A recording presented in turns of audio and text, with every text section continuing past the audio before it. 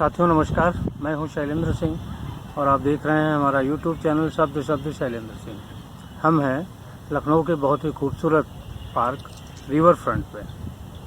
हमारे सामने घूमती नदी बह रही है और पीछे हरा भरा एक माहौल है और हमारे साथ है देव सिंह फैशन फोटोग्राफ़र हैं। इनकी फ़ोटोग्राफ़ी की जो जर्नी है वो काफ़ी दिलचस्प है। इन्होंने खबरों के लिए भी काम किया और वीडियो एडिटिंग भी की, फैशन फ़ोटोग्राफ़ी भी करते हैं। तो इन सारी चीज़ों का क्या महत्व है और इनका कैरियर क्या रहा, फैशन फ़ोटोग्राफ़ी में अगर कोई नॉर्मल कैमरे से फ़ोटोग्राफ़ी करना चाहते हैं तो वो कैसे करें, ये सब सारी चीज़ें जानने के लिए आज हमने देव को बुलाया है। तो सबसे पहले बहुत बहुत स्वागत देव आपका। ठीक है, नमस्कार सर। आप अपने बारे में बताइए, कैसे शुरू किया फ़ोटोग्राफ़ी का कैरियर? फैशन फोटोग्राफी का कैरियर की शुरुआत सच कोई टारगेट नहीं था। पहले तो मैं कोशिश कर रहा था कि मीडिया में जाऊं, मीडिया में ज्वाइन करने का मेरा विचार था। लेकिन फिर धीरे धीरे रुझान चेंज हुआ, मेरा दिलचस्पी जो है वो बदली और मैंने धीरे धीरे टारगेट किया फैशन को और फिर इस फील्ड में धीरे धीरे मैंने उसको उतरना शुरू किया और चीज़ों को समझना शुरू किया कि किस तरीके से हम इस फैशन को कर सकते हैं, इस्तेमाल कर सकते हैं अपनी प्रोफेशनल लाइफ में लाने के लिए। तो मैंने उस चीज़ को भी कोशिश करके ही इस फील्ड में कदम रखा है। अच्छा, कहाँ से आपने सीखा, पढ़ाई कहाँ से की? बेसिक मेरी पढ़ाई का जो दौर रहा है वो मैंने आंध्र प्रदेश से अपनी विजुअल कम्युनिकेशन का कोर्स कंप्लीट किया है और वहाँ से मेरी डिग्री कंप्लीट हुई थी। उसके बाद मैंने लखनऊ फिर वापसी की और वहाँ पे मैंने जर्नलिज्म कोर्स लखनऊ यूनिवर्सिटी से कंप्लीट किया है। इस दौरान मैंने फ़ोटोग्राफ़ी की बहुत सारी चीज़ों को देखा, समझा। वहाँ पे जो चीज़ों को प्रैक्टिकल बेसिस पे और थ्योरेटिकल बेसिस पे मुझे समझाया जाता था, सिखाया जाता था, वो चीज़ दिलो दिमाग में बसी हुई थी। बट उस टाइम पे जो प्रैक्टिकल्स थे वो मैं स्कूल के कैमराज, कॉलेज के कैमराज को यूज़ करके ही कोशिश किया करता था। तब मेरे पास एक छोटा सा कैमरा हुआ करता था, जो डिजिटल कैमरा, आजकल उसको फैमिली कैमरा भी बोलते हैं, जो जनरली आम लोग इस्तेमाल करते हैं। तो मैंने उस चीज़ से थोड़ी सी फोटोग्राफी का दौर स्टार्ट किया। धीरे धीरे कुछ क्लिक्स करी, घर में भी क्लिक करे, कुछ ऑब्जेक्ट्स को क्लिक करना शुरू किया। तो फिर धीरे धीरे उसमें एक रुझान आया कि फिर DSLR की तरफ बढ़ा जाए। तो फिर कुछ पैसे पापा से लग के मैंने कलेक्ट किए और फिर एक DSLR कैमरा ख़रीदा और फिर बेसिक कैमरा जो जिसे बोलते हैं हम crop sensor camera in professional version में। तो उस क्रॉप सेंसर को के बाद में मैंने उससे कुछ प्रैक्टिस की, कुछ चीज़ों को जैसे बोलते हैं ना, प्रैक्टिस मेक्स मैन परफेक्ट। तो मेरा वो प्रैक्टिस का दौर था। मैंने काफ़ी कुछ फैशन शोज़ कवर किए, जैसे ही इस चीज़ों को, मॉडल्स को क्लिक करना शुरू किया, रैंप्स पे क्लिक करना शुरू किया।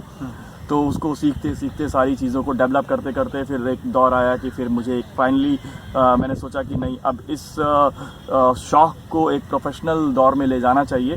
तो फिर मैंने एक DSLR camera, full frame camera मैंने ख़रीदा, जो कि वेल प्रोफेशनल कैमरा जिसे हम बोलते हैं, उसमें फुल फ्रेम कैमरा जिसे बोलते हैं, वो ख़रीदा और उसको इस्तेमाल करते हुए आज मुझे 2 से ढाई साल से ऊपर हो चुके हैं। आज फैशन फोटोग्राफी के साथ साथ मैं वेडिंग फील्ड में भी काम कर रहा हूँ। अच्छा, तो अभी जो 2 साल का जो अनुभव है आपका फैशन फोटोग्राफी में टर्न होने का, कैसा है वो? और काफ़ी अच्छा अनुभव रहा है, क्योंकि फ़ैशन एक ऐसी चीज़ है जो बदलते दौर में आपको बहुत कुछ सिखाती है।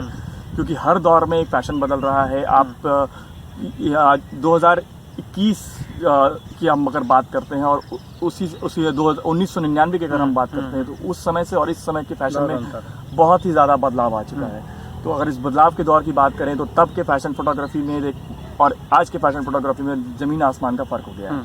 अच्छा, फोटोग्राफी में बहुत सारे चेंज आए हैं जी। नॉर्मली सबसे जो बड़ा चेंज आया है कि जैसे हम लोग आज एक मोबाइल कैमरे से वीडियो शूट कर रहे हैं, तो मोबाइल की अहमियत बहुत बढ़ गई कैमरे के आने के बाद। जी।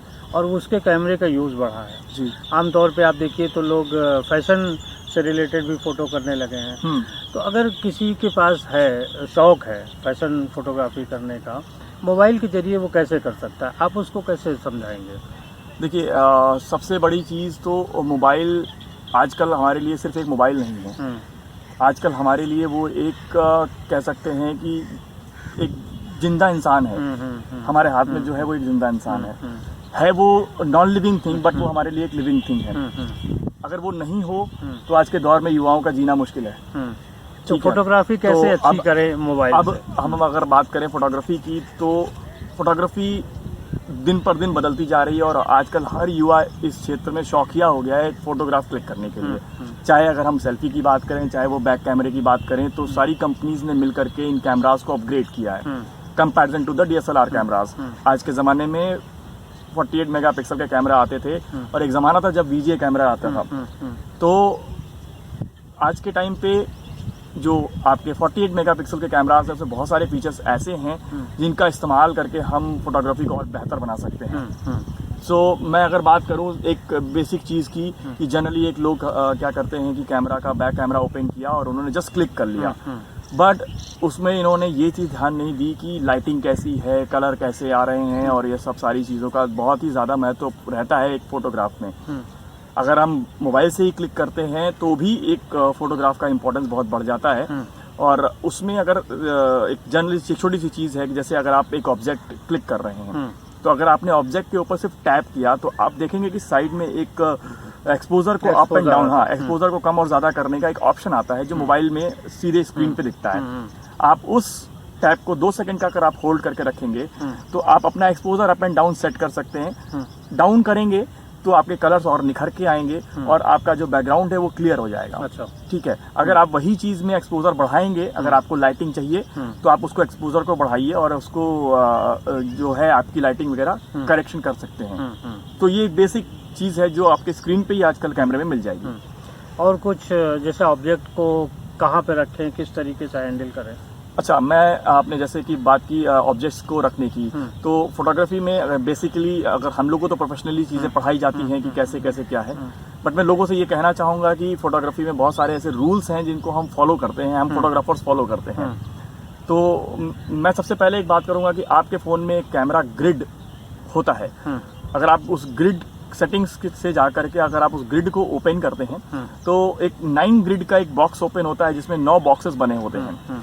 उस बॉक्सेस का नाम होता है ग्रिड, बट उसको हम बोलते हैं फोटोग्राफी वर्जन में फोटोग्राफी वर्जन में उसको बोलते हैं रूल ऑफ थर्ड। ठीक है। उस रूल ऑफ थर्ड को इस्तेमाल करते हुए अगर हम फोटोज को बॉक्स के कॉर्नर में रखें, लेफ्ट हैंड साइड में या फिर राइट हैंड साइड में, सेंटर में बिल्कुल ना रखें। रूल ऑफ थर्ड का मतलब ये होता है कि बॉक्स के कॉर्नर लेफ्ट में, कॉर्नर राइट में पिक्चर क्लिक की जाए तो उसको रूल ऑफ थर्ड का इस्तेमाल करना कहते हैं, जो पिक्चर को और बेहतर बना सकता है। अभी मैं शैलेंद्र सर को मैं कुछ पिक्चर्स आपको यही रिवर फ्रंट की सर की खुद की पिक्चर्स में क्लिक करके दे दूंगा। वो सर कोशिश करूंगा कि सर आप वो फोटोज एज एग्जांपल लोगों को ये वीडियो के थ्रू दिखाइएगा, तो जिससे एक आइडिया लगेगा कि किधर हम पिक्चर्स को रखें और किधर क्लिक करें, तो एक एग्जांपल सेट हो जाएगा कि रूल ऑफ थर्ड क्या होता है। उससे पिक्चर और भी बेहतर बनती है। तो ये है रूल ऑफ थर्ड का इस्तेमाल। हम बात करें अगर कुछ पोर्ट्रेट्स की, तो पोर्ट्रेट्स में एक आजकल बहुत सारे कैमराज में मोबाइल में लाइव मोड एक आया है जिसमें बोके मोड जिसे बोलते हैं कि आप टैप करेंगे अपने ऑब्जेक्ट पे तो बैकग्राउंड ऑटोमेटिकली ब्लर हो जाता है। तो वो ऑब्जेक्ट उसको बोलते हैं पोर्ट्रेट मोड। लोग जनरली बहुत सारे लोग पोर्ट्रेट मोड का इस्तेमाल करते हैं जो पिक्चर को अभी बेहतर और अच्छा बनाता है। तो सबसे दूसरी खास बात तो अच्छी ये है इस कैमरे में कि आप इसका इस्तेमाल कर सकते हैं। ठीक है। बट चीज़ें ध्यान रखने वाली बात ये है कि हम कहाँ पर कैप्चर कर रहे हैं और दूसरी चीज़ ये कि हमारा जो ऑब्जेक्ट है उसका बैकग्राउंड कैसा आ रहा है। जनरली लोग कहीं भी फोटो क्लिक कर लेते हैं, क्लिक करना, बैकग्राउंड देखना चाहिए। बैकग्राउंड देखना चाहिए क्योंकि बैकग्राउंड का सबसे बड़ा महत्व है हमारी फोटोग्राफी में। बैकग्राउंड जितना अच्छा होगा हम उतनी अच्छी फोटोग्राफ अपने पास देख पाएंगे। सपोज हम एग्जांपल लेते हैं, हम चले जाए बनारस की घाट पे अगर हम बैठे हैं, उन घाटों का जितना महत्व है वो फोटोग्राफ में आपके झलकेगा। भाई जाहिर सी बात है, हम घाट में बैठे हैं और पीछे आपके बैकग्राउंड में आरती चल रही है। अगर आरती चल रही है और उसको अगर आपने फोटो क्लिक की तो उस फोटोग्राफ का महत्व अलग है। अगर हमने जनरली ऐसी घाट पे बैठ के क्लिक कर ली तो वो एक अलग है। उससे टाइम भी पता चलता है ना, किस टाइम हमने फोटोज का क्लिक किया। तो उसमें एक होता है ना कि हम दिखा सकते हैं कि भाई हम बनारस गए थे तो धार्मिक एक जुड़ाव हो जाता है, आरती चल रही थी, जुड़ाव हो जाता है। तो उसको देखते हुए वो भी एक महत्व है। जो जगह का महत्व है वो फोटो में दिखना चाहिए। तो अब जैसे अब हम लोग शादी ब्याह में जाते हैं, जब बारात में जाते हैं तो जनरली लोग फोटोज क्लिक कर लेते हैं जैसे ऐसे ही। आज आपने देखा होगा कि जगह जगह पर जिस भी शादी में अगर आप जाएंगे तो वहाँ पे एक सेल्फी स्टैंड बना होता है बिकॉज ऑफ बैकग्राउंड। कि आप यही फोटो आप यही फोटो खींचो, यहाँ बैकग्राउंड में अच्छी फोटो दिखेगी। तो इसलिए वो बैकग्राउंड्स आजकल सेट किए जाने लगे हैं कि आप अपनी फोटो को और अच्छा बना सकते हैं उस बैकग्राउंड का इस्तेमाल करके। तो बैकग्राउंड का महत्व बहुत इंपॉर्टेंट है। तो आप लोग जहाँ भी फोटो क्लिक करें, किसी भी जगह पे फोटो क्लिक करें, बहुत इंपॉर्टेंट है, बैकग्राउंड का महत्व है, आप उस पर ध्यान जरूर दें। अच्छा, उसके बाद आता है लाइट। जी, लाइट का क्या महत्व है फोटो में? लाइटिंग में बिल्कुल कॉम्प्रोमाइज मत करिए, क्योंकि लाइटिंग के बिना फोटोग्राफ अधूरी है। क्योंकि सबसे बड़ी बात आपकी है, आप जैसे मैं मानता हूँ, हम लोग एज अ फोटोग्राफर प्रोफेशनली मानते हैं कि सुबह का टाइम मॉर्निंग में 5 बजे से लेकर के 10 बजे के बीच में फोटोग्राफी के लिए सबसे बेस्ट होता है। अच्छा। और शाम के टाइम में 3:30 बजे से 4 बजे से लेकर के शाम के 7 बजे तक के बीच में जो गर्मी का मौसम होता है, जैसे कि आप देख पा रहे हैं कि हमारी जो पिक्चर है वो इस टाइम जो टाइम हो रहा है वो शाम के 5:30 बज रहे हैं, 5:45 बज रहे हैं। तो आप देख पा रहे हो कि जो वीडियो की जो क्वालिटी है वो एकदम परफेक्ट आ रही है। इस समय अगर आप कोई फोटो क्लिक करेंगे तो आपका जो वीडियो का क्वालिटी कलर है ना, वो बहुत अच्छा आएगा। अभी आप देख रहे होंगे मेरे पीछे आसमान का कलर बिल्कुल नीला है। अगर आप यही फोटोग्राफ और यही वीडियो अगर दिन में बनाएंगे तो ब्राउन नहीं, सफेद हो जाएगा, बिल्कुल सफेद हो जाएगा। तो अगर आप फोटोज में कलर आसमान नहीं दिखेगा, फिर आसमान नहीं दिखेगा वो। तो आसमान दिखाना चाहते हैं, कुछ कलर्स दिखाना चाहते हैं अपने व्यू को, आप देखिए हमारे बैकग्राउंड में जो भी देख पा रहे हैं हरियाली है वो प्रॉपर दिख रही है। तो इसलिए धूप का भी बहुत महत्व है, क्योंकि वो सनलाइट जो है वो कलर्स को खत्म कर देती है। अच्छा, ये तो हो गई नेचुरल लाइट की बात जी। जो फ्लैश लाइट यूज होती है वो कैसे और कब यूज करना चाहिए? फ्लैश लाइट्स का हर टाइम पे यूज करना, जैसे कि होता है ना, जनरली लोग फ्लैश लाइट डे में भी यूज कर लेते हैं, बट डे में हम फोन के एक्सपोजर का इस्तेमाल करें, मैनुअल फोटो क्लिक करें। उसमें एक आजकल बहुत सारे जो हायर लेवल के कैमराज मोबाइल में आ गए हैं, उसमें प्रो मोड होता है। अच्छा। उस प्रो मोड को बोलते हैं प्रोफेशनल, जो कि DSLR का एक छोटा हिस्सा है वो। उसमें हम ISO कैसे सेट करें, अपर्चर कैसे सेट करें, उसमें चीज़ों को एक्सपोज कैसे करें, वो सारी चीज़ें एडजस्ट करके आप फोटोग्राफ को बहुत आसानी से क्लिक कर सकते हैं। अच्छा, जब हम बात करते हैं फैशन फोटोग्राफी जी, तो उसमें ऑब्जेक्ट एक मॉडल होता है जी। आप एक फोटोग्राफर के तौर पे मॉडल को क्या बताना चाहते हैं कि अगर वो ऑब्जेक्ट बन रही है या बन रहा है तो वो क्या, कैसे कोऑपरेट करे और क्या क्या करे? देखिए, मॉडल का कोऑपरेशन फोटोग्राफर के साथ में बहुत ज़्यादा इंपॉर्टेंट इसलिए है क्योंकि इस कोऑपरेशन से आप उस फोटोग्राफ को जो फैशन की ब्रांडिंग के लिए क्लिक कर रहे हैं वो और अट्रैक्टिव बना सकता है। विदाउट क्या तैयारियां ऐसे मॉडल, अगर कोई सुन रहा है जो नए मॉडल लड़के लड़कियां हैं, तो क्या तैयारियां कर सकते हैं जो आपके लिए परफेक्ट हो, आपको कम मेहनत करनी पड़े? देखिए, तैयारियों में सबसे इम्पोर्टेंट चीज़ मैं मॉडल्स को तो ये सजेस्ट करना चाहूँगा कि सबसे पहले आप अपने पोजेस पे वर्क करें, क्योंकि पोजेस एक ऐसी चीज़ है जो फोटोग्राफ को बहुत ही बेहतर दर्शा सकता है। दर्शाने के बाद में हमारा एक अपनी तरफ का एफर्ट ये होता है कि हम किस स्तर पे फोटो को क्लिक कर रहे हैं और किस स्तर पे उसको हम रिप्रेजेंट कर रहे हैं। तो हमारी एडिटिंग और हमारी फोटोग्राफी तो एक अलग चीज़ होती है, लेकिन आपका प्रेजेंटेशन ये है कि आप किस तरीके से चीज़ को पोज करें, किस तरीके से आपको एक्सप्रेशंस रखने हैं। ठीक है, आप हमेशा किधर चीज़ों को अकॉर्डिंग टू दैट फोटोग्राफर, जैसे आप सजेस्ट कर रहा है कि भाई आप लाइटिंग की तरफ ध्यान दीजिए, थोड़ा आप फ्लैश लाइट की तरफ फेस करिए, तो जो चीज़ें हम लोग बोलते हैं आप उस पर भी फोकस करिए, क्योंकि ये आपके लिए बहुत इंपॉर्टेंट है कि एक फोटोग्राफर के साथ में मॉडल का सपोर्ट होना बहुत ज़रूरी है। कुछ मॉडल होमवर्क भी कर सकता है कि अगर मान लीजिए उसे किसी साड़ी के लिए मॉडलिंग करनी है तो वो कुछ फ़ोटो देख ले, कुछ जो पुरानी अच्छी मॉडल्स की फ़ोटो हैं, तो उससे कुछ आइडियाज़ लगता है? बिल्कुल सर, रेफरेंसेस में हम काफ़ी बिलीव करते हैं आज के टाइम पे, क्योंकि हमारे बहुत सारे मेंटोर्स हैं, बड़े बड़े फोटोग्राफर्स हैं जिनका हम खुद भी सहारा लेते हैं कि उनसे क्या नया हमें सीखने को मिले। सो प्लीज़ आप भी कोई आपके मेंटोर हो, कोई भी आपका कोई मॉडल बेस हो जो आपको लीड करता हो, आपको लगता हो कि हमें उससे कुछ सीखने को मिलता है, तो आप उससे कुछ सीखिए, क्योंकि जो फोटोग्राफी का लेवल है आज बदल रहा है, मॉडल्स का भी पोजिंग लेवल बदल रहा है। तो फोटोग्राफी में बहुत इंपॉर्टेंट चीज़ ये है कि आप सीखिए। सीखना कभी भी ख़त्म नहीं होता है, आपकी ज़िंदगी का नाम है सीखना, और सीखते रहिए। मतलब वो सिर्फ फोटोग्राफर के लिए नहीं, मॉडल के लिए भी मॉडल के लिए भी ज़रूरी है, क्योंकि जब तक मॉडल आपको, सपोज मान लीजिए कि हम एक साड़ी का एक फ़ोटोशूट करने जा रहे हैं, एक नई मॉडल है जिसको नहीं मालूम कि हमें फोटोग्राफी में कैसे पोजेस देने हैं। एक फोटोग्राफर थोड़ा बहुत सजेशन दे सकता है उसको, लेकिन उसके लिए आज के टाइम पे गूगल करना और रेफरेंसेस को चेक करना बहुत ही ज़्यादा महत्वपूर्ण है। रेफरेंसेस आप ले सकते हैं साड़ी में किस तरीके से शूट करना है, क्योंकि साड़ी में पोज इंपॉर्टेंट इसलिए है क्योंकि हम साड़ी को दिखा रहे हैं, रिप्रेजेंट कर रहे हैं किसी चीज़ को, ठीक है। तो representation is much important with the pose के अकॉर्डिंग ही आप दिखा सकते हैं उस चीज़ को। अच्छा, अभी जो आपका फैशन फोटोग्राफी का दौर चल रहा है, कोई ऐसा वो याद हो फोटोशूट जो आप बताना चाहते हो, अच्छा बुरा जो भी?